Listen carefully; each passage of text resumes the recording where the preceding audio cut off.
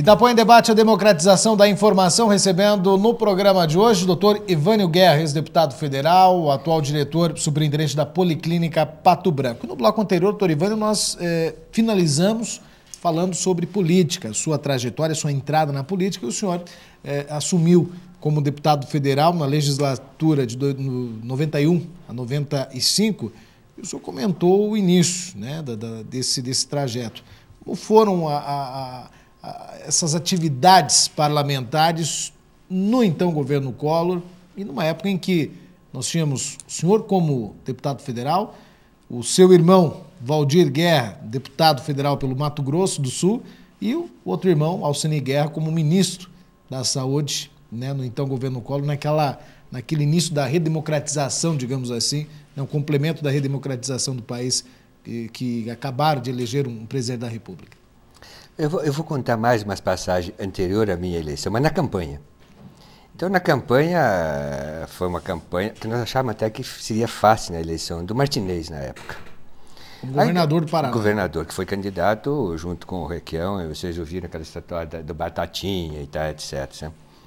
E, claro, o Martinez era o candidato do Collor, do presidente Collor, que estava numa alta, né, estava transformando o país, um monte de coisa, apesar de ter tido aqueles problemas do banco, tirado do dinheiro, enfim.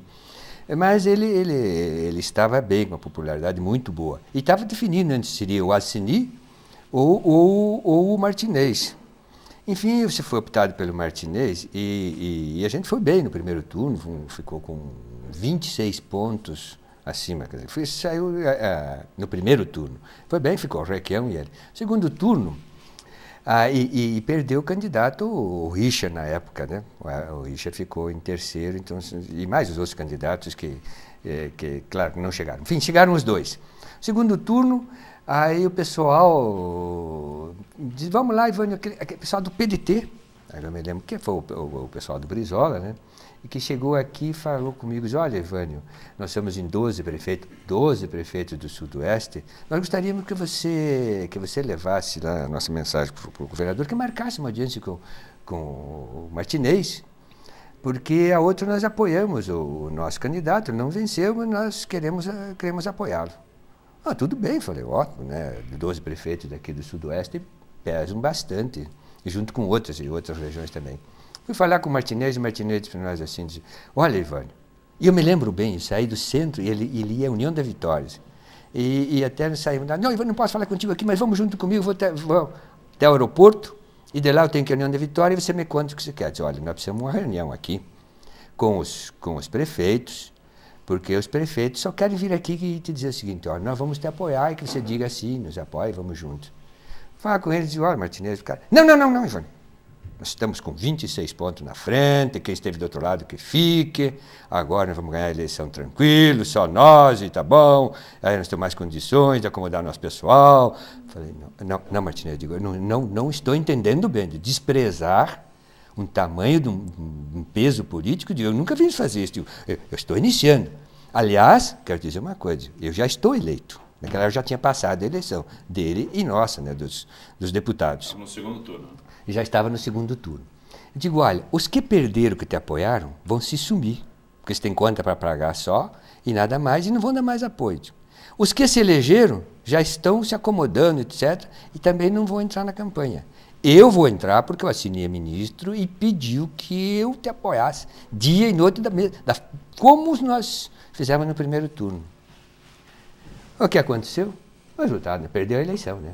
Perdeu a eleição por desprezar apoio. A história do Paraná podia ter sido outra se ele não tivesse desprezado esse apoio. Então, isso é uma coisa que talvez pouca gente sabe, que ele não quis apoios. Eu nunca vi nada igual, sabe? Então, de repente, desprezou apoios, paga caro. Podia ter sido governador, poderia com toda certeza, com o apoio do presidente e mais. Nem o Alcini não veio para os comícios dele no segundo turno, porque achavam que já estava ganha e a assessoria dele dava como ganho. De 26 passou para -3. Né? Então, essa foi uma história aqui. Mas, voltando depois de chegar em Brasília, aí a acomodação e todo, né? Uma outra passagem que eu tive, porque quando se elege, aliás, antes, no fim do mandato de vereadores, de deputados, eles põem uma verba de salário para os próximos 4 anos. Né? Se vota uma verba quanto é que o deputado vai ganhar, quanto o vereador vai ganhar. Olha como é que aconteceu comigo. Eles ganhavam em torno de 11 mil dólares, 11 mil dólares de salário, na época, equivalente, hoje não sei a quanto, 20 e poucos mil, né? 11 mil dólares que eles ganharam. Como 80% perdeu, eles baixaram isso para 2.400 dólares. 2.400 dólares. Você levar uma vida em Brasília, com família, com negócio. Cheguei em março, abril mais ou menos, eu falei, ó, Sini, eu fui lá, digo assim, preciso falar contigo, senhor era ministro. Digo assim, eu pegando a mala, estou indo embora. Que é isso? Digo, aqui em Brasília, do jeito que estou gastando, eu me termino já. Digo, eu não sei de onde é que eu vou. Porque não dá para viver com essa quantia lá, porque você sabe, o custo de vida lá é caro, filhos estudando lá. Falei, não vai dar, digo, eu vou embora. Ele olhou para mim, pois é, né? Por que você não disse isso antes para os teus eleitores? Você é responsável, eles acreditaram em você. Agora fique aqui e arrume dinheiro para pagar tuas contas aonde você quiser. Menos não desiste. Ou então vá lá e conte para todo mundo. Baixei a cabeça, digo, vamos lá, vamos trabalhar, gente. E aí, né, vendendo uma coisa e outra, ajeitando, pedindo um pouco de auxílio para o pai. E lá se fomos, né, aguentando uma parada. Então essa é uma das coisas que lá em Brasília me aconteceram. E depois, mais uma infinidade. Mas o importante foi, eu acho que aí a mudada, sabe? Aquilo que o Collor aconteceu, e aquele pouco apoio que ele teve, foi criando uma animosidade, foi criando uns atritos com os que são acostumados a mandar, né? E ele é novo sem um apoio, e deu no que deu, né? Deu no que deu, uma Elba lá e outros. Vamos dizer que não tenha tido algumas coisas erradas. Mas, enfim, teve a cassação, né, a votação. E foi a primeira cassação dentro do país. Imagine um deputado novo, que nem eu lá votando, né, uma pressão sem tamanho. E aí, quando era próximo da votação para a cassação dele, eu visitei. Havia já uma movimentação nacional, cara pintado e tal, crescendo, para tirá-lo mesmo. Não importava se juridicamente estava certo. Com certeza. Com certeza, sabe, que se for hoje analisar o processo, não poderia ter sido cassado nem a votação. Poderia ter sido sofrido umas outras sanções, mas não aquilo. E eu me lembro de um jantar, na casa do Inareves Moura. Aconteceu coisa bem pior recentemente. Muito mais, por isso que eu digo. Então, Mensalão e companhia, tá isso foi muito mais grave do que aquela época. Mas uma história interessante que pouca gente sabe, que naquela noite que foi feito um jantar, o Collor não queria, estava aí decidindo, né? E aí eu me lembro que nós estávamos lá, os deputados que apoiavam o Collor. E o Collor chegou lá e disse, olha, vem aí. Foi aquela época que os jornalistas entraram como garçom, se infiltraram na festa, que era uma festa fechada, para traçar estratégia, né, para um jantar. Né? Enfim, os jornalistas se colocaram de garçons e entraram. E o Collor chegou e cumprimentou. Aí eu cheguei perto do Collor e disse, Ivânio, como é que estão as coisas? Digo, olha, presidente, eu fiz uma pesquisa, às vezes eu fiz uma pesquisa agora há pouco tempo, poucos dias, uns 15 dias atrás, estive na região, e eu passei em 25 prefeitos. Passei e conversei com 25 prefeitos, que eles me apoiaram, porque eu dizia nas minhas épocas de discurso e de comícios, que eu ia votar segundo o que os nossos prefeitos, que representam o povo, conforme... Se houvesse uma votação muito importante, eu não votaria, não seria eu. Seria o contexto de todos, a vontade de todos eles. Aí eu fui e passei em todos os municípios, 25 municípios. Sabe? 25 municípios, 23 disseram que era para votar a favor do Collor. Um era totalmente contra, e até me lembro que quem disse, vote como quiser, era o de Santo Antônio, que hoje é um dentista, não é o nome dele mais. Mas, enfim, eu cheguei e disse para ele naquela noite, olha, presidente, eu fiz uma pesquisa agora há pouco, digo, e de fato, digo, tá essa pesquisa, mas eu vou fazer mais uma semana que vem, com os mesmos pessoal, depois eu lhe conto. Diz ele, Ivânio, o que você acha que vai acontecer? Digo, olha, não, pelo que eu vi nesses dias atrás aqui, digo, tá, uma discussão muito, muito grande, sabe? Não sei. De repente, pode dizer assim, tem gente até que está pedindo subsídio para ele acompanhar. Dizendo, mas digo, é isso. Digo, não sei, você sabe como é. É que nem hoje, né? E pô, acerto. Pode um acertozinho, né? Como diz que uns caras aqui acertaram, depois voltaram lá na época. De uma coisa eu gostei do Collor, eu tenho o maior respeito por ele, porque ele disse, por aquilo. Depois do resto vamos separar. Mas ele falou o seguinte para mim, e me marcou muito. Ele falou, olha, Ivânio, e dizia ele, eu não tomei nenhum, nada. E não vou tomar, porque se eu tomar um pouquinho aqui hoje, vou falar bobagem. Ele falou para mim, Ivânio, se eu tiver que comprar um cara, um só deputado, eu prefiro perder o mandato. Eu olhei, os cumprimentos. Sabe por quê? Se eu comprar nesta eleição aqui, agora, nesta votação aqui, vai faltar dinheiro no país para comprar todas as outras votações que eu precisar. Porque uma vez comprado, vai ter que sustentar qualquer outra votação. Digo, então, mas parabéns. Então, isso eu gostei. Isso talvez ninguém tenha ouvido dele, mas eu ouvi deles. Se eu comprar um deputado agora, para me manter no cargo, eu vou perder o respeito e vou ter que comprar os demais. Aí depois daquilo ele estava muito irritado naquele dia, das notícias e todo mundo batendo nele, os líderes que estavam junto com ele no governo.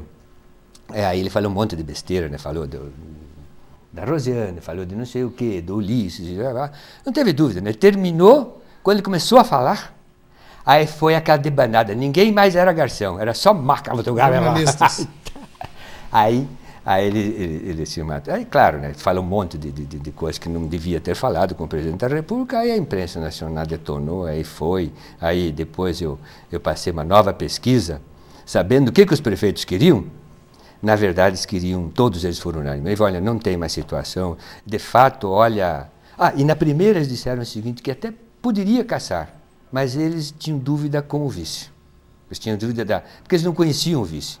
O vice normalmente desaparece no contexto, né? E não conheciam o Itamar. Então, nesse contexto, eles disseram para mim, olha, se caçarem, tá. Na segunda, disseram, não importa quem quer que seja, é uma comoção nacional, não há mais quem salve, sabe? Mas veja bem a minha situação. Aliás, o pessoal tudo vinha pedir, Ivânio, mas vote pela cassação. E dizia, não, mas você não precisa votar. Você não precisa. É uma questão de respeito, porque afinal de contas o quórum pode ser o que for. Diz, não vamos discutir se tinha problema ou não tinha.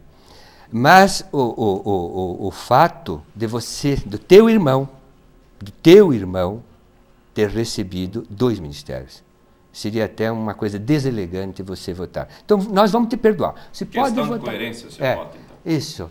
Vamos votar como você quiser, não tive assédio, aquele assédio, não sei o que, isso para aqui, uma rádio para cá, não, nada disso, não tive nada, e tranquilo. Só que no dia que eu estava votando, né, começou a pressão. Dias anteriores, todo mundo, você não vota, não sei o quê. Por que os caras, lógico, você tem que votar pela cassação, porque o Viana, meu amigo Viana, que todo mundo conhece, o doutor Viana, era candidato. O Almeida era nosso candidato aqui em Pato Branco a prefeito. Se eu votasse, dependendo da votação, iria influenciar.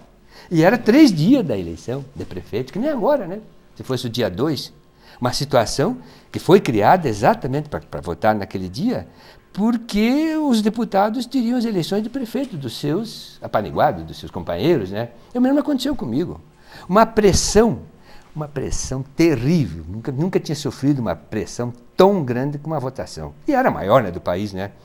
Acho que foi a votação mais importante, porque até hoje, a não ser aquela época que devem ter declarado guerra Paraguai, aí, não sei o quê, né? Uma guerra aí meio acertada, né?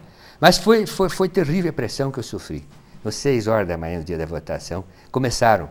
Sou candidato a prefeito, Ivânio. Se eu perder a eleição, você é o grande culpado. E você não sei o quê, não sei o quê. Eu digo, olha, eu não decidi. E eu mantive meu voto secreto para mim mesmo. Vamos deixar a coisa acontecer com calma.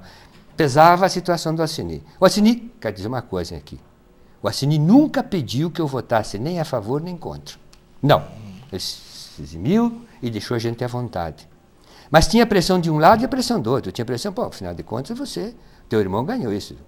Você esteve 2 vezes, 2 ministérios, o Ministério da Criança e o Ministério da Saúde. Que situação! Olha, uma situação terrível, terrível que eu passei. E aqui nós com a eleição. Aliás, teve aqui em Pato Branco, um programa de rádio na época, que já tinham gravado, me lascando lá, que eu já tinha votado a favor daquele corrupto, não sei o quê, programa gravado. Eu nunca, naquela época, quis nem conversa, né? Vamos lá, vamos pedir direito à resposta, alguma coisa. Não, deixei. Tinham gravado e não puderam, porque tinha que entregar, e o programa já tinha sido entregue a hora que eu votei. Então, foi ao ar já dizendo, e tinha inclusive uma festa aqui da esquerda, esperando o meu voto, foguete e mais alguma coisa. E eu calmamente entrei, né, e foi passando. E grande parte estava esperando para saber meu voto, porque eu era intermediário, não tinha definido ainda a eleição, como foi o Valdir que já tinha definido. Eu estava numa situação intermediária, e muitos dos outros deputados estavam se definindo baseado no que eu fizesse. Chegou uma altura, o Basílio Villani, que era deputado, ele falou, disse, olha, Evânio, ele que contabilizava todos os votos do Collor e a possibilidade de o Collor não sair, porque eram poucos votos, eram 130, dos 511 na época, hoje 513, 511, 120 e poucos votos, 130 votos era o suficiente para o Collor não ser cassado. E eu era lá para o 100, 101, 102, não me lembro mais qual era a minha numeração de votação. Então, o meu voto era esperado. Aí chegou uma hora, o Basílio me falou, olha, Evânio, com essa votação, dificilmente o Collor escapa. Aí o Fiuza era o líder do partido. Eu digo, Fiuza, vamos fazer o seguinte, vamos dizer para o Collor que fica numa boa, ele libera de uma vez esse pessoal aí que tá amigo dele, etc., mas que vai votar contra porque não tem mais. E ele fica numa boa, pronto, desiste, renuncia, libera, faça alguma coisa. Aí eu me irritei com o Collor. Eu falei a parte boa e falo a parte ruim. Aí eu falei com o Fiuza, vamos falar com ele. Presidente, olha, libera esse pessoal, aí o Basílio, os outros que estão aí tristes com o negócio, porque não há mais saída, não há como mais. Recentemente já está feita a contagem. E aí ele falou, não, quem for meu companheiro vai para o sacrifício e morre comigo. Eu disse, não, agora não, parei, também tem dó, né? Não é possível. Enforcado já estou, digo, agora meus companheiros, já explicamos que não dava, né? Aí cheguei lá e digo, tá certo. E meu pai me ligou um pouco antes, Ivânio, pelo amor de Deus, eles vão pôr fogo na Rádio Itapuã aqui, vão pôr fogo, né? Pelo amor de Deus, vote, né? Digo, pai, depois o senhor explica para a Sini, né? Não sei se ele explicou, não sei. Mas a verdade é que eu sabia que era uma comoção nacional, havia um pedido dos prefeitos, já estava definido, só que eu não pedia. E eu não contei para ninguém. Nem para minha mulher sabia quem ia votar. Ela mesmo, ficou todo mundo, o Assini, todos que não sabia. E, de fato, eu acabei votando, né, pela cassação. Por isso que eu falo daquele programa que foi ao ar aqui, do meu amigo aqui, que era candidato à época, nunca mais nem conversei com ele a respeito. Pô, sacanagem, vamos lá, porque eu tinha votado, né? Acabou ruim. Mas, aí, acabamos perdendo a eleição assim mesmo. Não sei se o pessoal não gostava muito aí do candidato a governador na época. Fez uma passeata aqui, acabamos perdendo a eleição. 92, acho que era o Delvino candidato aqui, né? 92? Eu sei que nós perdemos para o Almeida perdeu, né? Que era o nosso foi eleito. Então foi Delvino, Flávio Ceni e Carlos Almeida. Então. 92. Era o Flávio que era... não, mas enfim, não vão culpar ninguém, que foi a época, foi uma passagem. Então essa foi. Aí, claro, depois assumiu acabou assumindo o Itamar, que o Itamar também tinha sido amigo do Assini, pediu algumas coisas. E eu posso dizer, o Assini, com aquela forma dele duro, né? Não, olha, não posso, tem que dar para o Brasil inteiro antes de dar para a nossa região. Por isso que eu fiquei brigado com o Assini. Digo, Assini, você tem que dar para a nossa região mais, né? Não menos. Aí acabei eu tendo mais coisas aqui para Pato Branco com o Itamar do que... Aí eu era né? Como eu votei. Então eu tinha as regalias depois, muita coisa a gente conseguiu aqui em função do meu voto consciente, sério, que todo mundo esperava que eu votasse contra. Mas foi uma pressão terrível. Que aconteceu com todos. Aconteceu, né, sabe? Então era uma comoção e não dava, não adiantava, sabe? Se não desse cassação ali, o Brasil incendiava inteiro. Então era melhor que isso acontecesse, ele pagou o preço também por suas besteira que fez ou deixou fazer, né? Que não foram tão graves quanto aconteceram nesses últimos anos depois, sabe? Outras coisas piores que ainda, né? Que estão acontecendo. Essas situações aí, doutor Evânio, com a dificuldade que teve quando entrou, né, novato como deputado, e depois quando assumiu o Itamar França, então quais foram as que realmente o senhor sente assim, um grande orgulho de ter trazido para Pato Branco? Olha, eu acho que uma das coisas que me orgulhou muito foi a escola agrotécnica de Dois Vizinhos, né? Esta me deu uma dor de cabeça sem tamanho que fui. Pai, mãe, madrasta, padrasto, tudo que tem de bom e de ruim junto, porque eu trouxe, porque eu queria que isso acontecesse aqui, né? E o Cefet, que o Assini iniciou com o Assini, e eu dei a maior força, porque no meu gabinete sempre tinha mesa vaga para o pessoal do Cefet fazer todo o orçamento. Eu só senti uma coisa do Cefet, que não saiu conosco porque o ministro do Fernando Henrique não queria que se transformasse numa universidade tecnológica, sabe? Ele queria que fosse de primeiro e segundo grau, e que nós discordamos, né? Está aí o Cefet trazendo todo esse benefício para o nosso pessoal daqui. Então, todos eles, e todos os Cefet do Paraná, durante todo o meu mandato, o pessoal de Curitiba, o diretor de Curitiba, criou outro Cefet, e eu fui sempre o deputado que liberava, que assinava aquelas dotações que precisava, naquela verba solicitada, enorme, que não aparecia mais de zero, era uma coisa assim. Mas eu fico muito feliz de hoje, até o próprio governo Lula querer fazer muitas escolas técnicas, porque é daí, nós precisamos de engenheiro. E está aprovado agora, vocês viram, nas 40 propostas desse seminário que foi feito, que está na Veja, que a Veja promoveu, dizendo assim que nós precisamos de técnicos, engenheiros, cientistas, que saem dessas escolas que são capacitadas, que são das melhores escolas do mundo, e que era, na época, o comandante daquilo, diretor lá, o Ataíde Ferraza e o Bertol. Então, eles conduziram e eles viviam dentro do meu gabinete. Então, isto sim. E depois a outra conquista que eu senti, porque me dá tristeza, sabe, em saber, porque nós investimos, nós trabalhamos em cima, eu me esforcei demais, sabe, e foi um pedido que eu fiz até junto ao governador que fizesse isso, porque eu fiquei 4 anos, os primeiros 4 anos eu fiquei na comissão de saúde, e às vezes eu variava na outra, na agricultura, alguma que interessasse. Então, que era a minha formação, né, para onde eu aprendia mais. Mas depois, em função de outro deputado, o Johnson, que representava a Copel, ele não se elegeu, não foi mais candidato, e eu comecei a representar a Copel. Então, eu fiquei 4 anos ajudando a Copel lá. Quase 4 anos, porque ficou 3 no último mandato, mesmo sendo suplente, eu fiquei nessa comissão. E no primeiro mandato eu também ajudei a Copel muito, sabe, junto com o Johnson, e aprendi. Então eu disse para o pessoal, só num projeto de lei que, se passasse, redividisse a Copel perderia $1 bilhão. E como à época o Luiz Eduardo Magalhães, que era presidente da Câmara, e o Aleluia estavam prontos para soltar esse projeto de lei, dividindo a geração com tudo, e a Copel ia perder $1 bilhão. Eu falei, $1 bilhão em troca de um programa para Pato Branco. Agora, vocês vão fazer um investimento em Pato Branco que seja grande, que seja grandioso, para pelo menos me dar uma troca dos favores que eu tinha trabalhado 4 anos, saí da minha área de educação, e eu defendia. O próprio presidente da Copel, que era o Ingo, não ia a Brasília. Quem atendia era eu e o auxiliar dele, que era o chefe de gabinete dele aqui da Copel. Então nós trabalhamos todos esses anos. E a Copel... E tem mais uma passagem que eu conto para vocês aqui, e que a Copel só não foi vendida, e pouca gente sabe disso, só não foi vendida porque aconteceu um fato histórico. Vocês já vão ver qual foi o fato importante. Nós já tínhamos conversado, precisava que a Copel não se dividisse.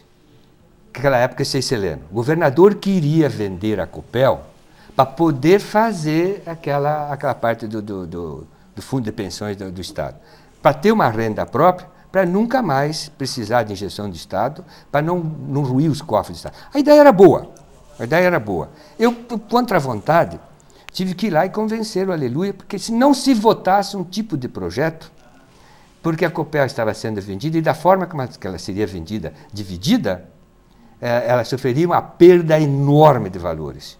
governo estava decidido, estavam decididos. Eu fiz meu papel porque já não era deputado naquela época, era da secretaria, lá em Brasília, representante-chefe do escritório de Brasília. Então eu convenci o Aleluia da época, segura uns dias esse projeto, até ver o que vai sair.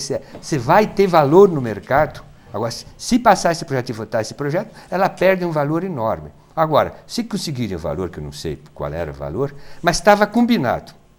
E aí, de manhã, eu fui numa reunião do Banco Central, e saí do Banco Central, o Ingo, que era representar o Copel, e o financeiro do Estado, né, secretário de Finanças, ele me ligou, em torno de umas 10 e pouquinho, e eu recebi, estava naquela esteira, passando pela esteira, ele me ligou, Ivânio, eu quero saber se deu certo aquele negócio da votação para a Aleluia, porque estou indo para os Estados Unidos, você sabe para quê? Vou lá, com os banqueiros lá, negócio, para ver se a gente fecha o negócio da Copel lá, aquele nível de deputado. Enfim, já tinha os empresários, mais ou menos, que iam fazer a cotação para depois ir para cá e fazer o negócio. E aí ele me disse sim. Ele falou, sim, digo, ele aceitou, deixar aí para ver até os valores, tudo certo. Até o nosso pedido, ele postergou essa votação, então segurou o projeto, pediu vistas no projeto. Tá bom, tá liberado, eu falei para o Ingo. Diz ele sim. Então eu vou indo para Nova York, eu digo, você não vai para Nova York.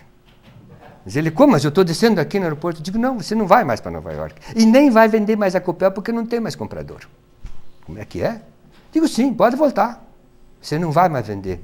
Digo, acaba de 2 aviões bater nas torres gêmeas em Nova York, está um caos. Eu saí agora do Banco Central, e como eles tinham uma transmissão direta para dentro do Banco Central, eu vi aqueles aviões entrando, digo, está um caos nos Estados Unidos, os aeroportos estão todos fechados, você não decola de São Paulo, pode adiar já, não tem mais venda. Eu fiz um prognóstico. Digo, duvido que você vai achar comprador nessa fase aqui. Não tem. Vai ser um tumulto no mundo inteiro. E a Copel não foi vendida porque aquelas torres receberam aquele impacto. Atentado de 11 de setembro. Sim. O senhor está demonstrando aqui para nós e para os telespectadores um conhecimento político extraordinário, admirável. Não lhe dá vontade de se candidatar de novo? Se candidataria de novo numa próxima eleição a algum cargo? Não. Não. Não, porque, você sabe, aliás, dito isso pelo meu contador que faz minha declaração de imposto de renda, sabe? Diz, mais uma eleição, você só pode morar na cadeia, porque você não... Né? Os custos são muito altos, são abusivos. Hoje não há mais essa possibilidade, sabe? Eu quero dizer o seguinte, fui um grande perdedor, porque eu não tem alguém que me acuse de alguma coisa errada. Não vai me acusar, não tem. Sabe? Então, eu paguei minhas campanhas, mas perdi muito e deixei de ganhar porque o meu serviço também abandonei. Né? Então, eu não vejo hoje a possibilidade de você entrar nessas alturas da política sem você estar sendo representado por alguém que tenha condições de representar uma empresa, etc., que te ajude a pagar, que te faça as doações. Porque o candidato que for candidato, ele precisa de muito recurso. Hoje, infelizmente, isso acontece. Sabe? Acontece, eu não vejo mais. Agora então, pode, não em função pode apoiar algum outro candidato. Não apoiar. Como me disseram, eu quero fazer uma conta para você agora, Vitor Hugo. E eu expliquei até isso para os diretores do hospital, quando me disseram, e fui convidado para ser candidato dessa vez. Não como prefeito, porque acho que isso não se faz, já disse o porquê também, né? Poderia ser vice. Mesmo vice, eu fiz a conta para eles, que a conta do gasto hoje, que você precisaria entrar com uma parcela e ajudar, e de fato tem que ajudar, né? Porque ninguém se movimenta mais hoje, se você não der um recurso, para ele sair de casa, se você não mandar fazer o teu material de campanha, enfim, há um custo. E eu mostrei para eles, e fiz uma proposta para eles, vocês podem ficar com o meu salário de 4, eu não sei quanto ganho, um vice-prefeito dizer, vocês podem ficar e administro. Eu não quero nada, absolutamente nada. Agora, digo uma coisa para vocês. Isso vai custar, em 4 anos para vocês, uns 500 mil reais de prejuízo. Por quê? Porque você sabe o que está aí, e de fato, o vereador ele tem que pagar. Ele tem que patrocinar um almoço, um jantar, convite, casamento. Então, há gastos durante o teu mandato. Então, para ser sério, eu acho que Não compensa mais. Se você não tem, você tem que tirar. Como eu quero dizer assim? Em nenhum mês dos meus mandatos eu tive superávit com o salário que eu ganhava na Câmara. Nenhum.